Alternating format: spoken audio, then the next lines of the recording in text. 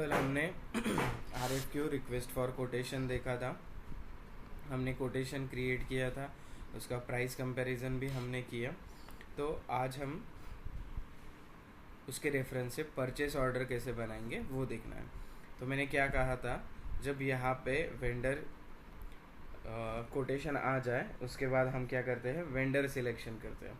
Quotation हमने maintain कर दिया सिस्टम में, उसके बाद हम क्या करेंगे, कोटेशन मेंटेन करेंगे quality, quantity, price and material availability के हिसाब से, और एक वेंडर एक कोटेशन फाइनल करेंगे। तो वो कैसे करेंगे तो वो आज देखते हैं। चलो, परचेस ऑर्डर का भी डॉक्यूमेंट टाइप एनबी ही होता है। ओके, जैसे परचेस रिक्वेजिशन का एनबी है वैसे परचेस ऑर्डर का भी एनबी डॉक्यूमेंट टाइप है। ये एक एक्सटर्नल डॉक्यूमेंट टाइप है जिससे हम बाहर भेजते हैं। ये एक एक्सटर्नल डॉक्यूमेंट टाइप है जिसे हम बाहर भेजते हैं। It is a document created for actual implementation of the material procurement request. ठीक है, तो आज हमें क्या करना है, create purchase order, purchase order create करना है। तो अभी हमारा सिस्टम चालू हो रहा है नहीं, देखते हैं।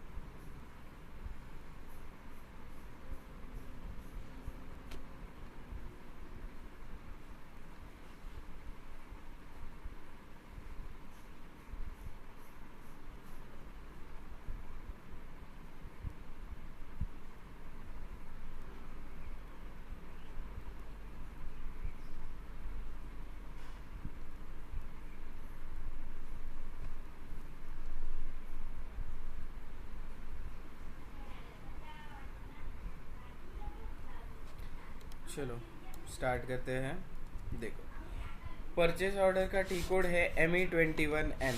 यहाँ पे हमें क्या करना पड़ता है, परचेज ऑर्डर में एक कोटेशन या फिर एक परचेस रिक्वेजिशन फाइनल करना पड़ता है और उसका रेफरेंस लेके PO बनाना पड़ता है। तो मेन्यू पैथ क्या है, देखो, logistic, material management, purchasing, purchase order और क्रिएट। ठीक है,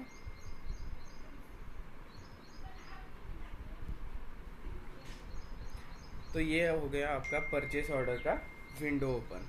ठीक है, परचेस ऑर्डर में अभी आपको मैन्युअली भी आप PO क्रिएट कर सकते हो, रेफरेंस से भी आप PO क्रिएट कर सकते हो। तो सबसे पहले मैन्युअल कैसे करते हैं वो मैं बताऊंगा। ठीक है, देखो यहाँ पे डॉक्यूमेंट टाइप सिलेक्ट है NB, यहाँ पे नाम नहीं आएगा, ऑनलाइन सॉफ्टवेयर में नाम आता है।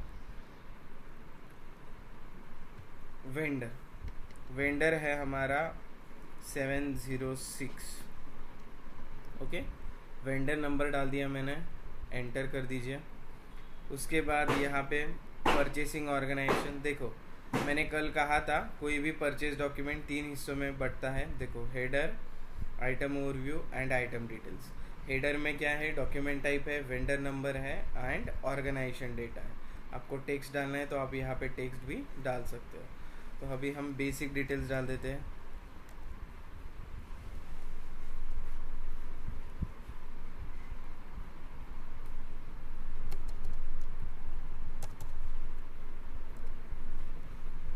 आइटम ओवरव्यू मटेरियल स्पेसिफिक होता है। ठीक है, तो यहाँ पे मैं डाल देता हूँ कितना क्वांटिटी ऑर्डर करना है मुझे, कौन से प्लांट के लिए ऑर्डर करना है और कौन से स्टोरेज लोकेशन के लिए। ठीक है, मैंने यहाँ पे 4 चीज़ें डाल दी। ठीक है, material, quantity, plant and storage location. Material, quantity, plant and storage location, enter कर दीजिए। ओके, एंटर करने के बाद यहाँ पे आइटम डिटेल्स में बाकी के डिटेल्स आ गए हैं, जो भी हमने मेंटेन किए थे मास्टर डेटा में, इन्फो रिकॉर्ड में, वो सारे डिटेल्स यहाँ पे आ गए हैं। इनवॉइस की डिटेल्स आ गए हैं। कंडीशंस में आप देख सकते हो इसकी प्राइस कंडीशन भी आ गई है, ठीक है। और यहाँ पे अगर कुछ टेक्स्ट डाला होगा, देखो नो रिटर्न पॉलिसी हमने इन्फो रिकॉर्ड में डाला था, वो यहाँ पे आ गया है। डिलीवरी एड्रेस प्लांट का आ जाएगा, देखो silicon plant 1 Pune. Item details में सारे डिटेल्स आ गए।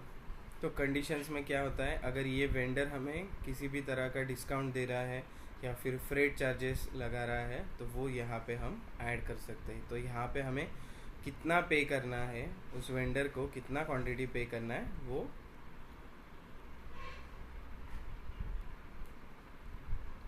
क्या यहाँ पे पता चलता है। ये हो गया मैनुअल एंट्री, जो मैंने यहाँ पे सब डिटेल्स डाल के बनाया।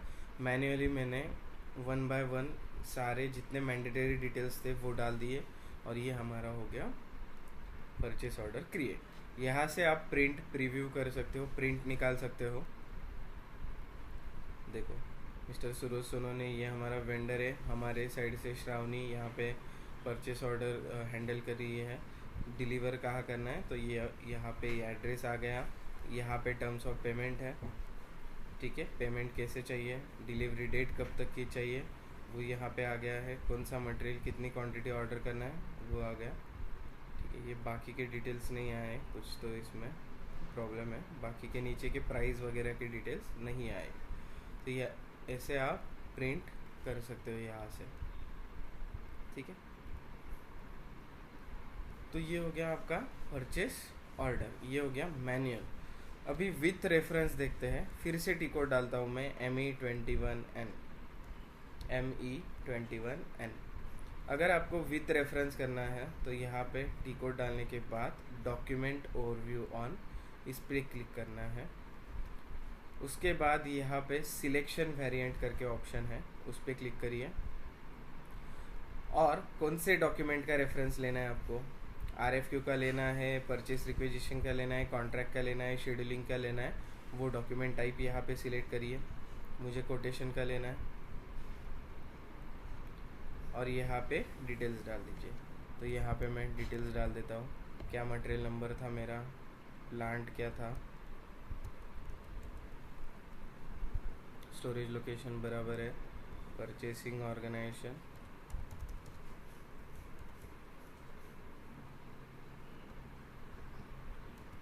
NB डॉक्यूमेंट टाइप नहीं था, RFQ का डॉक्यूमेंट टाइप है AN, तो यहाँ पे AN डालना है आपको। कंपनी कोड है हमारा SL55।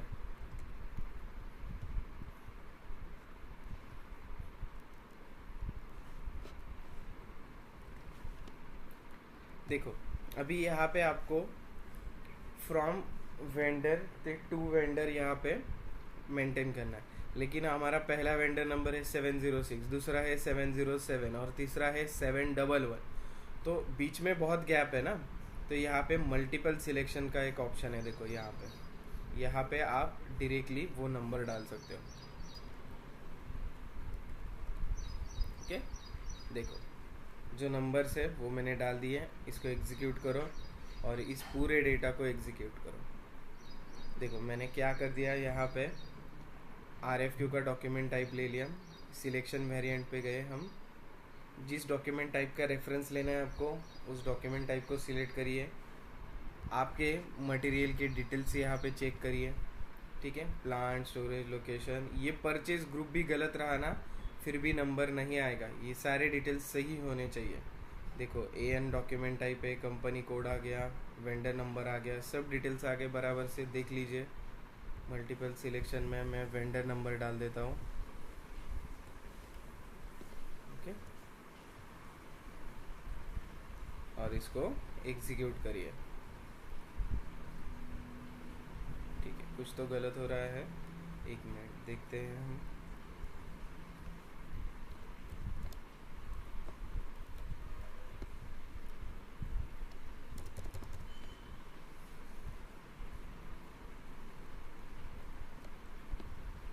बराबर है 1806।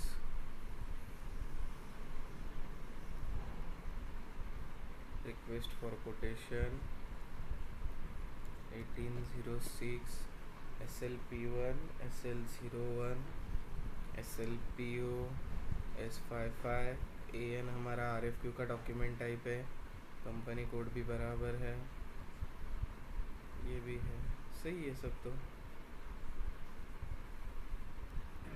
I think last time material number गलत हुआ था सर, कुछ तो 81860 हुआ था, वो 06 चाहिए था, मे बी अच्छा, उसकी वजह से एरर आया। Okay okay, thank you. Yeah. हाँ देखो आ गया, शायद गलत हो गया था नंबर ही। देखो मेरा कोटेशन नंबर आ गया, कल जो हमने देखा था 1806। ठीक है, यहाँ पे अभी बाकी वेंडर का नंबर डाल देता हूँ मैं, 706 एंड 707। इसको कर दो एग्जीक्यूट, इसको भी कर दो एग्जीक्यूट। यस, आ गए हमारे कोटेशन। देखो 115 116 117 एंड 118, ये हमारे पहले दो हमारे नहीं, वो पुराने वाले आ गए हैं, उसको इग्नोर कर दीजिए आप। ठीक है, बाकी के 4 नंबर हमारे कल के कोटेशन के। अभी इसमें से अगर आपको कोई कोटेशन सिलेक्ट करना है तो आपको उसको सिलेक्ट करो और एडॉप्ट ऑप्शन पे क्लिक करो, एडॉप्ट। ठीक है, यहाँ पे आ गया, एडॉप्ट पे सिलेक्ट कर लिया, आ गई डिटेल्स। इसका कोटेशन सिलेक्ट करना है, इसका कर लो। दूसरे का करना है, उसको सिलेक्ट करो, एडॉप्ट ऑप्शन पे चले जाओ, दूसरा सिलेक्ट कर लो, कोई बात नहीं। ओके, जिसका कोटेशन आपको सिलेक्ट करना है उस पर क्लिक करो और वो सिलेक्ट करो। ठीक है, एक मुझे कल एक चीज़ बतानी थी, 1 मिनट देना मुझे। ME49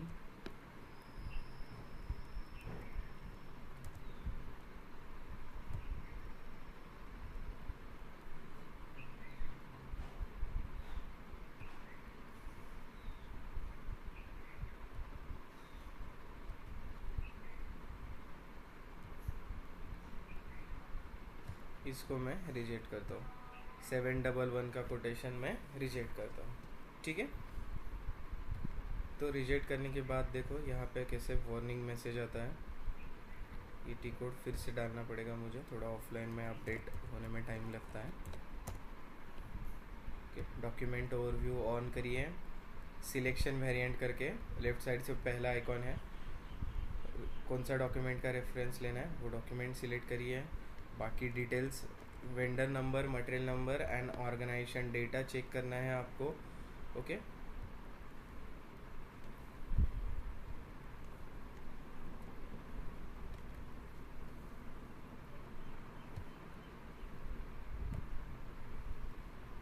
ओके, अभी देखिए 117 सिलेक्ट किया, इसको एडॉप्ट करो। This quotation item already rejected, ऐसे वार्निंग आ रहा है देखो, this quotation item already rejected. और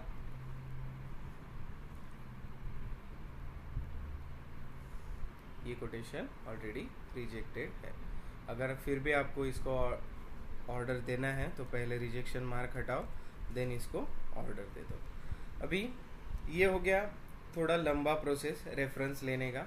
ठीक है, अगर आपके पास डॉक्यूमेंट नंबर हो, मेरी बात ध्यान से सुनना, अगर आपके पास डॉक्यूमेंट नंबर हो तो आपको क्या करना है, इस आइटम ओवरव्यू जो है उस व्यू को ओपन करना है, राइट साइड में स्क्रॉल करते जाना है।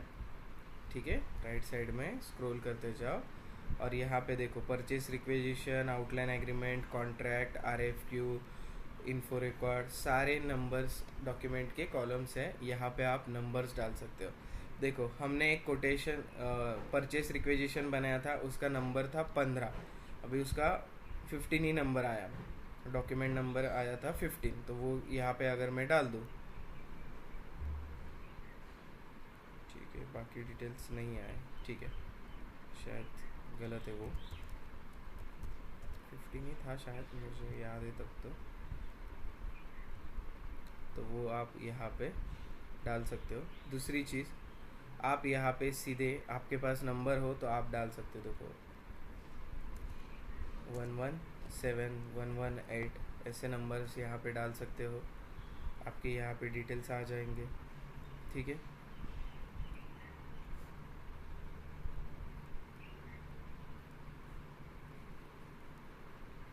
आपके पास अगर RFQ नंबर है, कॉन्ट्रैक्ट नंबर है, इन्फो रिकॉर्ड नंबर है, परचेस रिक्वेजिशन नंबर है, वो डायरेक्टली आप यहाँ पे डाल सकते हो। अभी मैं दूसरा नंबर डालता हूँ। हमारा पहला कौन सा था वो, 16 था शायद, ठीक है, 60 मैंने यहाँ पे डाल दिया।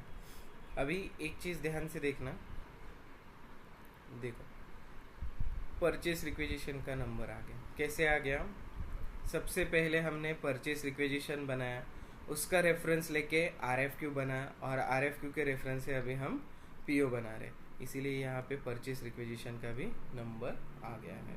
15 ही नंबर था देखो परचेस रिक्वेजिशन का हमारे, ठीक है, इसीलिए परचेस रिक्वेजिशन नंबर आ गया। अगर आपके पास नंबर हो तो आप यहाँ पे डायरेक्टली वो नंबर डाल सकते हो, और आपका तय हो इसी वेंडर को ऑर्डर देना है तो वो नंबर डायरेक्टली यहाँ पे डाल सकते हो। ये बहुत लंबा प्रोसेस है, डॉक्यूमेंट ओवरव्यू ऑन करो, फिर कौन सा डॉक्यूमेंट टाइप सिलेक्ट करना है करो, या फिर उस पर्टिकुलर मटेरियल के अगेंस्ट यहाँ पे कितने कोटेशन हमने मेंटेन किए हैं वो यहाँ पे देखना। म्यूट करिए, किसका माइक चालू है। यहाँ पे कितने कोटेशन आपने मेंटेन किए हैं वो आप यहाँ पे देख सकते हो, ठीक है। पर्टिकुलर मटेरियल के अगेंस्ट आपने कितने कोटेशन बनाए हैं, या पर्टिकुलर मटेरियल के अगेंस्ट हमने कितने परचेस रिक्वेजिशन बनाए हैं, या पुराने परचेस ऑर्डर का भी आप यहाँ पे रेफरेंस ले सकते हो, कॉन्ट्रैक्ट का भी रेफरेंस ले सकते हो, शेड्यूलिंग एग्रीमेंट का भी ले सकते हो। अगले लेक्चर में ये 2 टॉपिक हम पढ़ेंगे। ऐसे अलग अलग रेफरेंस से आप बना सकते हो, मैन्युअली भी बना सकते हो, और विथ रेफरेंस भी परचेस ऑर्डर आप मेंटेन कर सकते हो। तो सबको परचेस ऑर्डर समझ में आया? कोई दिक्कत है इसमें, कोई डाउट है? सर ये RFQ नंबर डालने से उसमें जितने सारे लाइन आइटम्स होंगे वो सारे के सारे डिस्प्ले हो जाएंगे, राइट? हाँ। और ये स्टेटस में सर वो जो एक मार्किंग आ रहा है हेडर के नीचे, जो स्टेटस हाँ SP उसका सिर्फ विजिबल है, बाकी सारे हाँ हाँ, वो क्या होता है सर? उसमें पे अलग अलग तरह का मैसेज, हमें वार्निंग आ रहा है, a contract exist for this material, delivery date कल की होनी चाहिए। आज संडे है ना, अगर सॉरी वो क्या है डिलीवरी डेट, टेक्निकली यहाँ पे 6 तारीख की होनी चाहिए, वो बता रहा है वो। ये हमने RFQ में एक्सपेक्टेड डिलीवरी डेट डाला था, ठीक है, लेकिन इस मटेरियल का हमने जब इन्फो रिकॉर्ड बनाया है उसमें हमने 15 दिन 18 दिन का आगे डाल दिया है ना, तो उसकी वजह से वो हमें सजेस्ट कर रहा है कि रियलिस्टिक डिलीवरी डेट क्या होनी चाहिए, 6/6/2026। जो भी हमने इन्फो रिकॉर्ड में डाला होगा 15 दिन बाद, 18 दिन बाद, 20 दिन बाद आएगा ये मटेरियल, तो उसके हिसाब से वो हमें भेज रहा है। और ये हमने RFQ में डाला था एक्सपेक्टेड डिलीवरी डेट, इसीलिए वो वार्निंग दे रहा है हमें।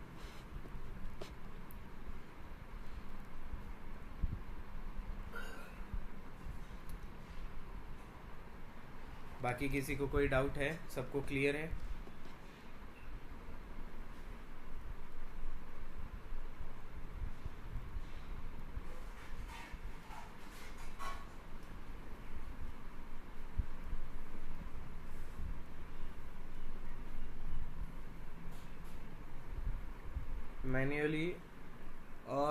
मैनुअल और विथ रेफरेंस, ऐसे दोनों आपको आना चाहिए, ठीक है।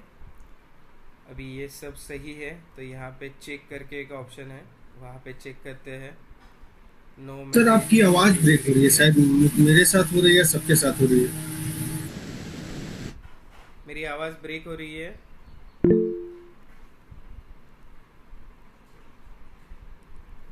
हेलो। हाँ सर, आपका वॉइस ब्रेक हो रहा है। ओके ओके, 2 मिनट दीजिए, मैं वाईफाई चेक कर लेता हूँ। ओके, तो अभी देखिए यहाँ पे आप विथ रेफरेंस PO भी बना सकते हो, मैन्युअली PO भी बना सकते हो, ओके। आपको दोनों तरीके से PO बनाने आना चाहिए, ठीक है। विथ रेफरेंस बहुत हेल्प करता है, जब बहुत सारे डॉक्यूमेंट नंबर्स आते हैं, n number of document number आते हैं या n नंबर ऑफ कोटेशंस आते हैं, मतलब 8-10 कोटेशन आ गए। अभी ये 2-3 थे इसीलिए मुझे नंबर याद रहा, अगर इससे ज़्यादा हो तो मुझे भी नंबर याद नहीं रहता है। तो बहुत सारी चीज़ें होती है, तो SAP ने इसमें बहुत हमें इजी करने के लिए बहुत सारे यहाँ पे अलग अलग ट्रिक्स दिए हैं, वो हमें फॉलो करने हैं। आप जब प्रैक्टिस करोगे ज़्यादा से ज़्यादा तब आपको भी ये चीज़ें समझ में आ जाएगी। ठीक है, यहाँ पे एक चेक करके ऑप्शन दिया है, यहाँ पे आप क्लिक कर सकते हो। आपका पूरा परचेस ऑर्डर बनने के बाद यहाँ पे क्लिक कर सकते हैं, देन आपको यहाँ पे पता चलेगा कि आपका डॉक्यूमेंट में कोई एरर है, कोई डेटा मिसिंग है या नहीं है। No message issue during check, मतलब आपका परचेस ऑर्डर एकदम सही है। आप इसको सेव कर सकते हो, आप इसको सेव कर सकते हो। ठीक है, तो यहाँ पे मैं इसको सेव कर देता हूँ।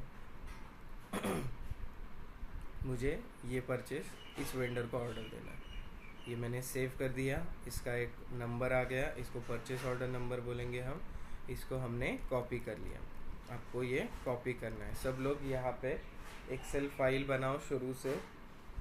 ठीक है, एक एक्सेल फाइल मेंटेन करो, उसमें ये सारे डॉक्यूमेंट नंबर मेंटेन करो।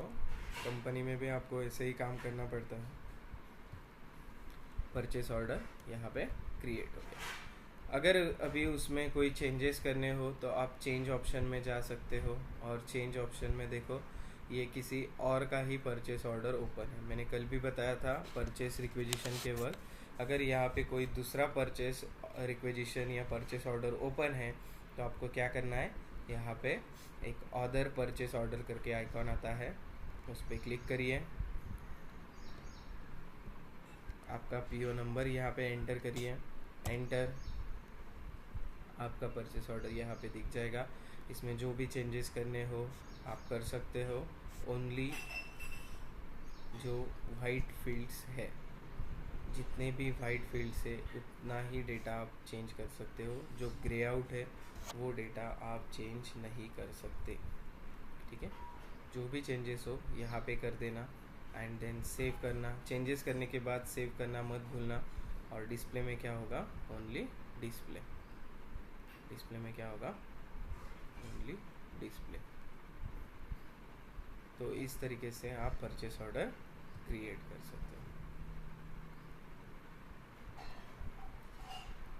सबको परचेस ऑर्डर ये टॉपिक क्लियर है? किसी को कोई डाउट है, क्वेश्चंस है?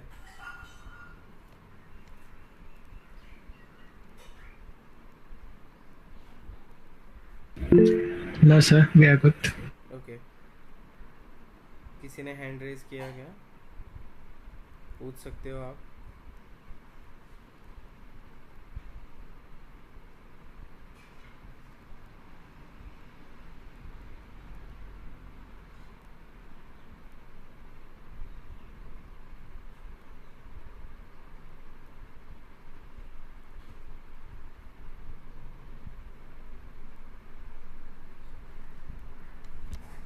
ठीक है, अभी GRN, goods receipt note. GRN करने से पहले हमें 2 नंबर रेंजेस मेंटेन करने पड़ती है, एक फाइनेंशियल अकाउंटिंग की और एक फिजिकल इन्वेंट्री की। 2 नंबर रेंजेस हमें मेंटेन करने पड़ते हैं, फाइनेंशियल अकाउंटिंग एंड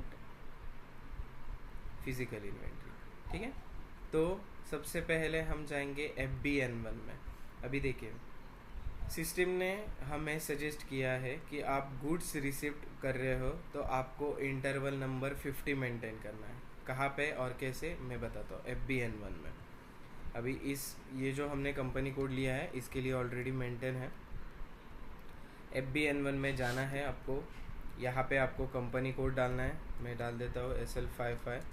ठीक है, एंड इंटरवल्स ऑप्शन पे क्लिक करना है। चेंज इंटरवल्स, पेंसिल आइकॉन वाले इंटरवल्स ऑप्शन पे आपको क्लिक करना है और यहाँ पे 50 नंबर रेंज आपको मेंटेन करना है। ठीक है, इंटरवल नंबर उसका 50 होना चाहिए। ये हमें SAP ने सजेस्ट किया। ओके, SAP क्यों सजेस्ट करता है, क्योंकि गुड्स रिसिप्ट का जो डॉक्यूमेंट टाइप है,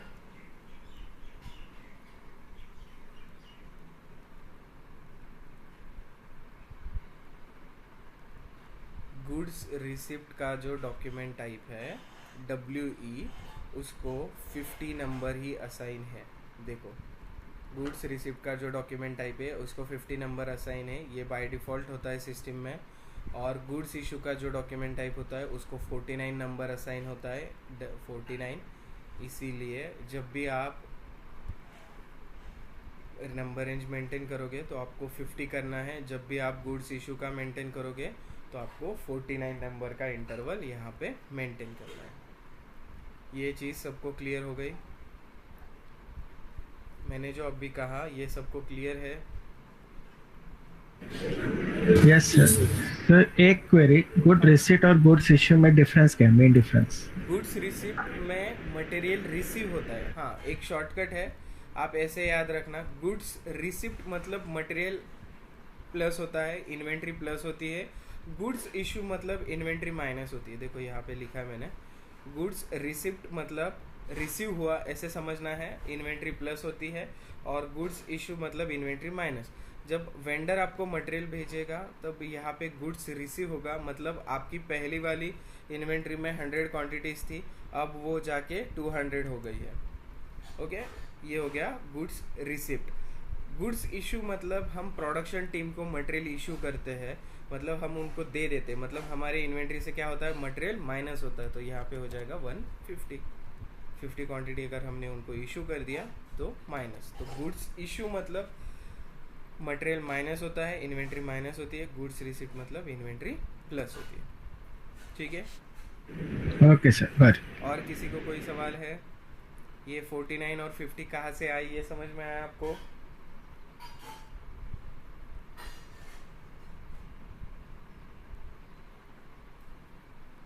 ठीक है, पहला ट्रांजैक्शन फिर से एक्सप्लेन करता हूँ मैं।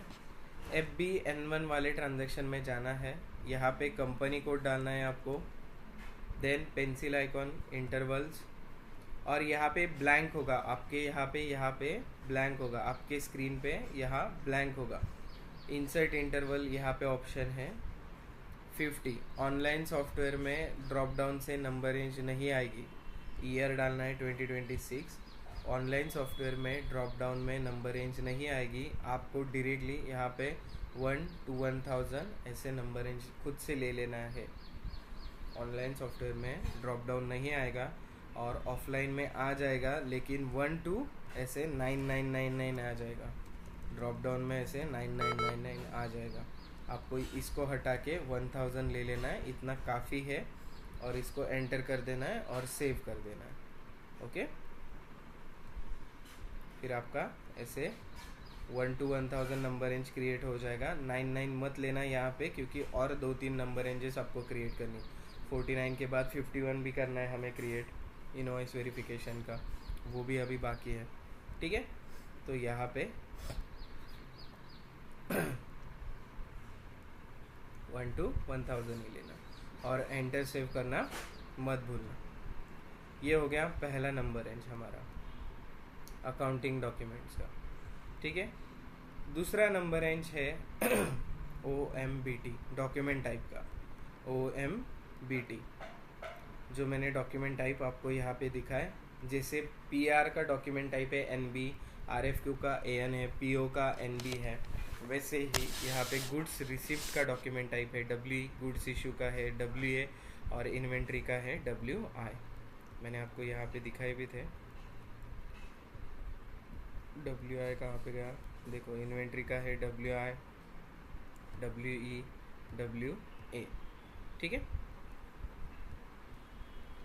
OMBT जो सेकेंड ट्रांजैक्शन है उसमें क्या करना है, पेंसिल आइकॉन के ग्रुप्स ऑप्शन पे क्लिक करना है, और यहाँ पे आपका WE डॉक्यूमेंट टाइप कहाँ पे है देखना है। तो मेरा WE डॉक्यूमेंट टाइप है इस ग्रुप में, तो उस ग्रुप को 2026 की नंबर रेंज है या नहीं, इतना ही देखना है हमें। देखो, मेरा डॉक्यूमेंट टाइप कहाँ पे है WE, यहाँ पे मिल गया मुझे। इस ग्रुप को सिलेक्ट करो और पेंसिल आइकॉन को क्लिक करो। इस ग्रुप को सिलेक्ट करो, पेंसिल आइकॉन को क्लिक करो, और यहाँ पे देखो 2026 की नंबर रेंज है या नहीं। अभी मेरे पास यहाँ पे है। आपके सिस्टम में अगर ना हो, आपके ऑनलाइन या ऑफलाइन सिस्टम में अगर ना हो, तो क्या करोगे आप, पहला ईयर सिलेक्ट करना है, बाकी कौन सा भी ईयर सिलेक्ट नहीं होता। देखो मैं क्लिक कर रहा हूँ, पहला ईयर सिलेक्ट करो, ऊपर एडिट ऑप्शन है उसमें जाओ, इंसर्ट ईयर में जाओ, यहाँ पे डाल दो 2026 and select number range from drop down. Clear है? ड्रॉप डाउन में जो भी नंबर रेंज आएगी, देखो 1000, ये क्या है 10,000 टू 99,000, मैं इसको कर देता हूँ 12,000, इतना बास है मेरे लिए। ठीक है, 10,000 टू 11 चाहिए शायद यहाँ पे। ओके, 10 टू 11 और एंटर सेव कर देना। ठीक है, क्या करना है, आपका जो WE, WI डॉक्यूमेंट टाइप है, उन डॉक्यूमेंट टाइप के ग्रुप को सिलेक्ट करो, पेंसिल आइकॉन पे क्लिक करो और यहाँ पे 2026 का नंबर रेंज है या नहीं देखो। मुझे लगता है आप एक ही बार में इन तीनों डॉक्यूमेंट को नंबर रेंज मेंटेन कर दो। ठीक है, WE, WA, WI जिस भी ग्रुप में होंगे उस ग्रुप को सिलेक्ट करके 2026 का नंबर रेंज मेंटेन कर दो। अगर नहीं होगा तो भी मेंटेन करना है, अगर ऑलरेडी होगा तो कुछ नहीं, बस चेक करना है और आगे बढ़ना है। दूसरा ट्रांजैक्शन सबको क्लियर है या नहीं?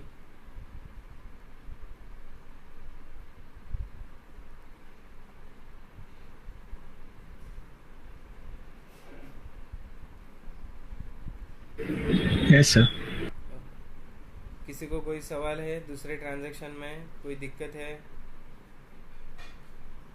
कुछ समझ में ना आए ऐसा कुछ? सर ये जब भी फाइनेंशियल ईयर चेंज होगा तो वो नंबर रेंज चेंज करने पड़ेंगे क्या, या फिर फाइनेंशियल ईयर चेंज होगा, नंबर रेंज चेंज होगा। अगले साल 2027 का मेंटेन करना पड़ेगा आपको। ओके।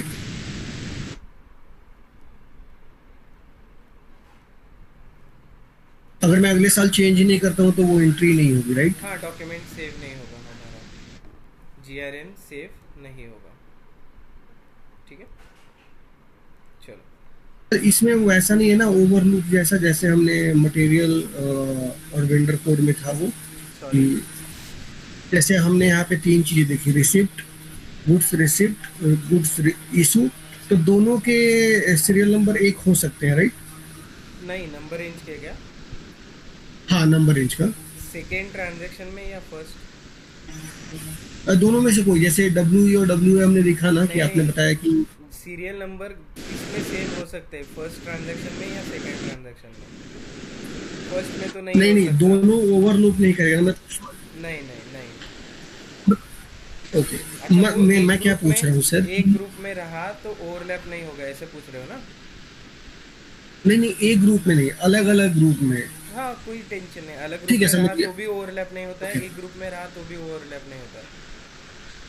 Okay okay okay. ठीक है, अभी लास्ट ट्रांजैक्शन है हमारा goods receipt note GRN MI GO। T code क्या है? MI GO। ठीक है, MI GO। ओके, और इंटरव्यू में सब लोग इसको माइगो मीगो ऐसे बोलते हैं, तो इंटरव्यू में MI GO ही बोलो। ठीक है, MI GO। गुड्स रिसिप्ट, यहाँ पे देखो अलग अलग डॉक्यूमेंट है, goods issue, cancellation, display, subsequent, return, delivery, transfer, ऐसे अलग अलग डॉक्यूमेंट टाइप्स है, वो हम बाद में पढ़ेंगे, एक एक करके पढ़ेंगे। फ़िलहाल हमें यहाँ पे मटेरियल रिसीव करना है। और एक चीज़ मुझे आपको यहाँ पे बतानी थी, एक मिनट, /NMMBE स्टॉक चेक का टी कोड है MMBE। यहाँ पे मटेरियल नंबर डालना होता है, plant and storage location and then execute. कौन से मटेरियल का स्टॉक चेक करना है वो नंबर यहाँ पे डालो, प्लांट डालो, स्टोरेज लोकेशन डालो, एग्जीक्यूट करो। और देखो अभी इसमें हमारा कितना क्वांटिटी है। ठीक है, जब भी हम परचेस ऑर्डर सेव करेंगे तब हमारा मटेरियल ऑन ऑर्डर में दिखेगा। हम परचेस ऑर्डर जब भी सेव करेंगे तब हमारा मटेरियल ऑन ऑर्डर में दिखेगा हमेशा। ठीक है, तो ये हमारा ऑन ऑर्डर का मटेरियल है। अब जब मैं गुड्स रिसिप्ट करूँगा तब ये अनरिस्ट्रिक्टेड यूज़ में, मतलब हमारे स्टोरेज लोकेशन में आएगा। ठीक है, गुड्स रिसिप्ट यहाँ पे हमें सिलेक्ट करना है with respect to purchase order, क्योंकि परचेस ऑर्डर का मटेरियल हमें इन्वर्ट करना है। ओके, और परचेस ऑर्डर नंबर यहाँ पे डालना है आपको। ठीक है, यहाँ पे प्लांट होगा तो भी चलेगा, नहीं होगा तो भी चलेगा। और मोमेंट टाइप एक डॉक्यूमेंट टाइप होता है। जीआरएन में हम अलग अलग प्रोसेस करते हैं, तो एग्जैक्टली आप कौन सी प्रोसेस कर रहे हो, goods received with respect to purchase order, लेकिन इस परचेस ऑर्डर का मटेरियल रिटर्न भेज रहे हो, रिसीव कर रहे हो, क्या कर रहे हो एग्जैक्टली, तो वो यहाँ पे डिफाइन करता है। तो स्टैंडर्ड मोमेंट टाइप है 101, सभी स्टैंडर्ड ही है यहाँ पे, लेकिन यहाँ पे goods received for purchase order into warehouse store. Okay, purchase order का मटेरियल हम वेयर हाउस या स्टोर में इन्वर्ट कर रहे हैं।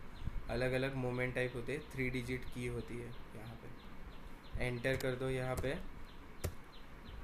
ठीक है, देखो सीमेंट ब्लॉक 1500 ये आ गया। ओके, मटेरियल नंबर आ गया है, यहाँ पे चेक करना है यही मटेरियल ऑर्डर किया था, इतना ही क्वांटिटी ऑर्डर किया था और इतना ही रिसीव हुआ है आपको। ओके, इतना ही ऑर्डर किया था और इतना ही रिसीव हुआ है या नहीं। मान लीजिए आपको 1400 ही रिसीव हुआ।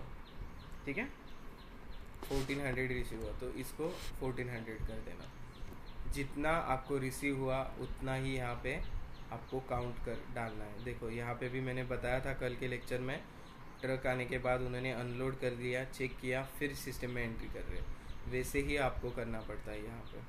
ठीक है, अनलोड करो, चेक करो क्वांटिटी, और जितना क्वांटिटी रिसीव हुआ है उतना ही यहाँ पे मेंटेन करो। ठीक है, मोमेंट टाइप कौन से प्लांट और कौन से स्टोरेज लोकेशन में मटेरियल रिसीव हो रहा है और कौन से वेंडर ने भेजा है, सारे डिटेल्स यहाँ पे आ गए हैं। अभी सब डेटा यहाँ पे अगर सही है तो यहाँ पे करना है आइटम ओके, आइटम ओके करना है, देन चेक ऑप्शन पे क्लिक करना है। ठीक है, वो बोल रहा है 100 क्वांटिटी हम डिफिसिट में है, कोई बात नहीं, वार्निंग दे रहा है, वार्निंग को हम इग्नोर भी कर सकते हैं। Item okay, check and post, हम क्या कर देंगे यहाँ पे पोस्ट। ठीक है, पोस्ट हो गया मटेरियल। अभी स्टॉक चेक करते हैं। स्टॉक चेक का क्या टिकोड था, MMBE। अभी यहाँ पे मैं रिफ्रेश करता हूँ। ठीक है, रिफ्रेश करता हूँ, कितना हो गया 1400 प्लस 900 कितना हो गया, बराबर है क्या 2300।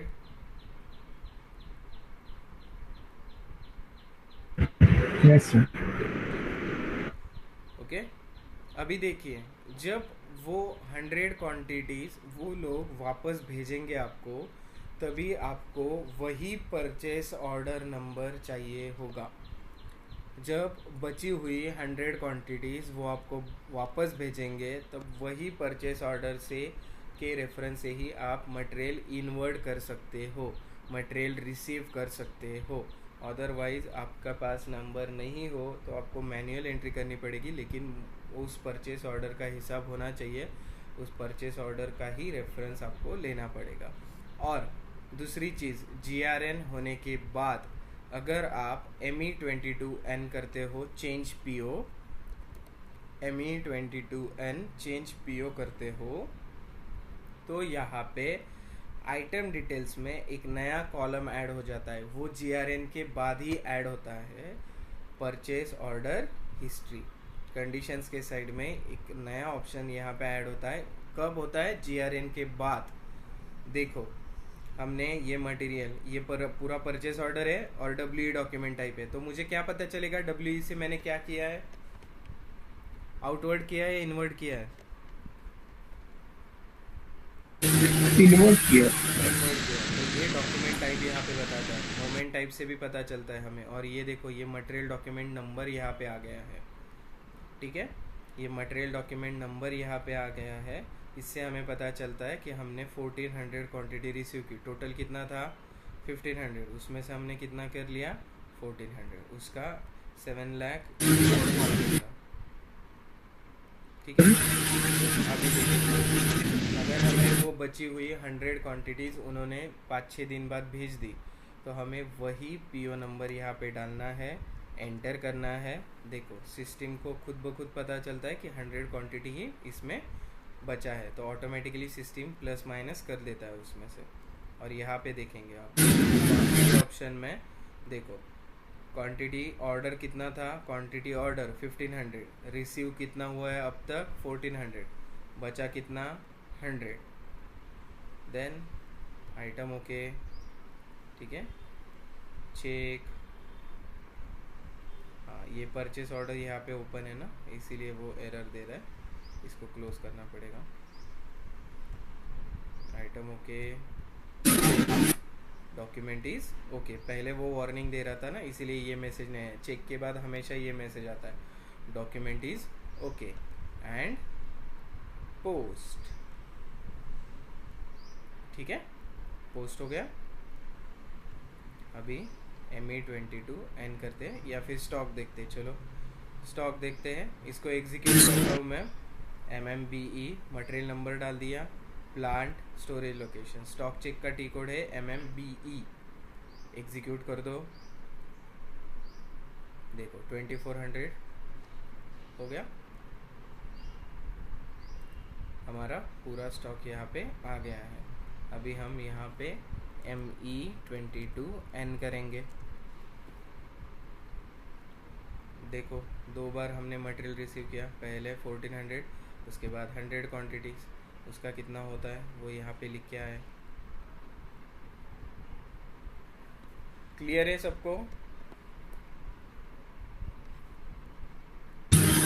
Yes sir. सर एक बात बताओ ना मुझे, जैसे हमने RF PR किया, फिर RFQ किया, फिर PO किया, और अगर मैं सारे रेफरेंस से करता हूँ, जैसे PR के रेफरेंस से मैं RFQ करता हूँ, RFQ के रेफरेंस से मैं PO करता हूँ, तो कोई ऐसा डैशबोर्ड या फिर कुछ ऐसा मिलता है क्या, मतलब जहाँ पे डिस्प्ले होता है क्या कि हाँ मैंने ये RFQ, मैंने ये PR के अगेंस्ट में सारी चीज़ें कंप्लीट कर दी है, ऐसा कोई इंडिकेशन पता चलता है क्या कहीं पे?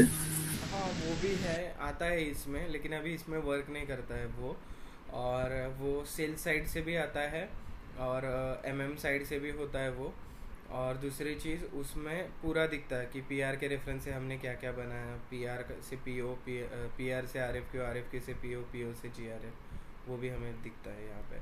उसको भी एनहांसमेंट भी करना पड़ता है कभी कभी। मतलब एक कंप्लीट प्रोसेस देखने के लिए कि मैंने इस PR के अगेंस्ट में कंप्लीट प्रोसेस किया या नहीं, ये हाँ मेरा जानना था कि ये कैसे देख सकते हैं। हाँ, वो टेबल से भी देख सकते हैं हम, वो मैं बताऊंगा आपको बाद में, वो थोड़ा टेक्निकल है, वो मैं बताऊंगा आपको, टेंशन मत लीजिए आप।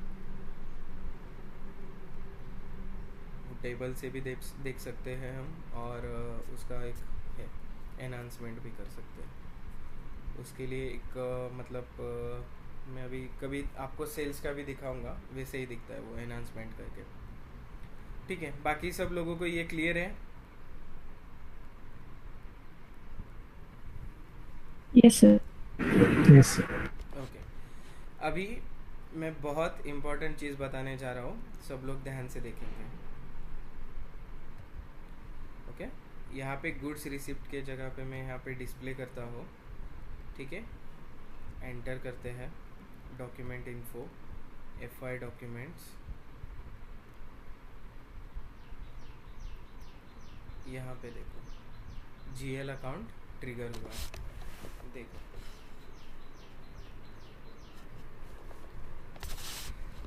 अभी एक चीज़ मैं बताता हूँ आपको, देखो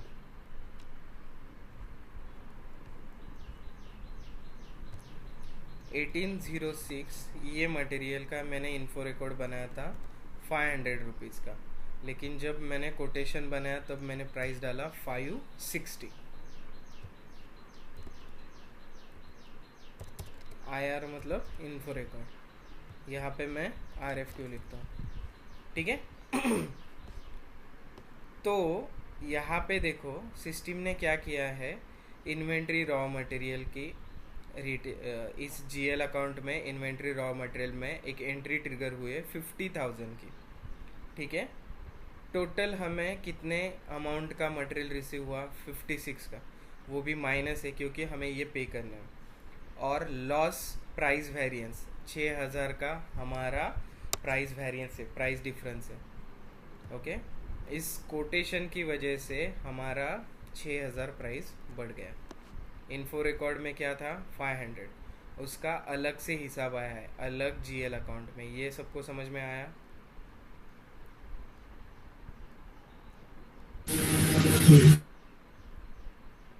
ये सबको समझ में आया? आया? Yes sir. दूसरी चीज़, ये जीएल अकाउंट यहाँ पे ट्रिगर कैसे हुआ या डिटरमाइन कैसे हुआ, कोई मुझे बता सकता है? मैंने मटेरियल मास्टर टॉपिक के वक्त थोड़ा एक्सप्लेन किया था आपको, और तब कहा था कि जब हम जीआरएन करेंगे तब मैं वापस बताऊंगा आपको। तो वो सर वहाँ पे मटेरियल इन्फो में हमें डालना था वो सर MMNR की वजह से मटेरियल क्रिएट करते वक्त हमने एक चीज़ डाली थी, मटेरियल ग्रुप नहीं, जीएल अकाउंट का कुछ ग्रुप डाला था सर। वैल्यूएशन क्लास बोलते हैं इसको। देखो yes sir. Yes sir, valuation class डाल एंट्री रही कैसे जनरेट हुआ, OBYC करके डिकोड है, ओके। BSX में सर। कॉन्फ़िगरेशन ऑटोमेटिक पोस्टिंग, इसमें BSX ट्रांजैक्शन है, इन्वेंट्री इन्वेंट्री पोस्टिंग। पोस्टिंग। ये मैंने एक्सप्लेन किया था आपको। इस BSX में अगर हम जाएंगे, चार्ट्स ऑफ अकाउंट हमारा INT है, तो देखो 3000 वैल्यूएशन क्लास को कौन सा जीएल अकाउंट लिंक है, 3 लाख, 3 लाख वही है हमारा। 1806 जो मटेरियल है वो भी दिखाता हूँ मैं आपको, 1 मिनट रुको। /NMM60 थोड़ा टेक्निकल है लेकिन आपको समझना बहुत ज़रूरी है, क्योंकि यहाँ पे आपको इंटरव्यू में ये चीज़ें होंगी। देखो 1806, इसका वैल्यूएशन क्लास क्या है, 3 लाख, 3000। ये 3000 valuation class 3 lakh GL account को लिंक है, 3 लाख वाले जीएल अकाउंट को लिंक है, ठीक है। और जब भी मैं इसके आगे, जब भी मैं मटेरियल रिसीव करूँगा, तब उस वैल्यूएशन क्लास की वजह से ये जीएल अकाउंट यहाँ पे डिटरमाइन होगा, ठीक है। अभी ये गुड्स रिसीव, इनवॉइस रिसीव, ये अकाउंट क्लियरिंग का है, उसमें भी हमारा लिंक है।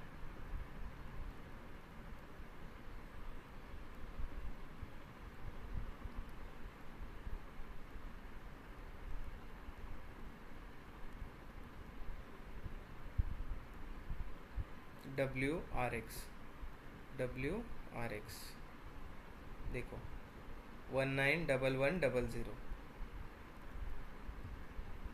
191100, ठीक है।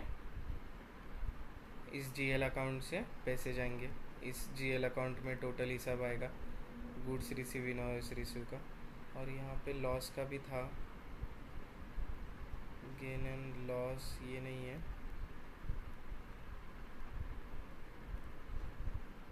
ऑफसेट इन्वेंट्री पोस्टिंग, जीबीबी में जाएंगे। ये देखो 23 नहीं, कुछ अलग है ना वो, हाँ 23,1000,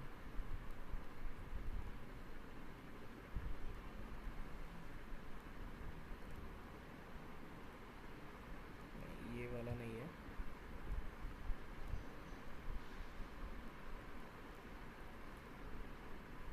पीआरडी कहाँ पे है, पीआरडी, हाँ कॉस्ट डिफरेंस पीआरडी चाहिए था, हाँ ये देखो 23,1000 पीआरडी, क्लियर है। एक वैल्यूएशन क्लास से अलग अलग जीएल अकाउंट में एंट्री की, देखो लॉस की भी गई, ओके, मटेरियल रिसीव की भी गई और पेमेंट की भी गई। तो वैल्यूएशन क्लास क्या करता है, जीएल अकाउंट डिटरमाइन करता है, ठीक है। तो ये आपको पता होना चाहिए। तो इस तरीके से हमने P2P साइकिल कंप्लीट कर लिया है। इसमें एक लास्ट पॉइंट बचा है इनवॉइस वेरिफिकेशन, वो थोड़ा बाद में लेंगे, वो थोड़ा अंडरस्टैंडिंग और थोड़ा डेवलप होना चाहिए, उसके बाद मैं वो टॉपिक ले लूँगा। तो यहाँ पे हमारा P2P साइकिल ऑलमोस्ट कंप्लीट हो गया है। सबसे पहले हमने PR किया, PR के रेफरेंस से हमने RFQ, RFQ से PO, PO से GRN किया। इनवॉइस वेरिफिकेशन के बाद फाइनेंस डिपार्टमेंट पेमेंट प्रोसेस कर देगा। ठीक है, ये टॉपिक अच्छे से पढ़ो, बहुत इम्पोर्टेंट टॉपिक है ये। इस पे से ही ज़्यादा क्वेश्चंस आते हैं, इस पे ही आते हैं, ये आपको अच्छे से क्लियर होना चाहिए। ठीक है, आज के लिए इतना ही रखते हैं।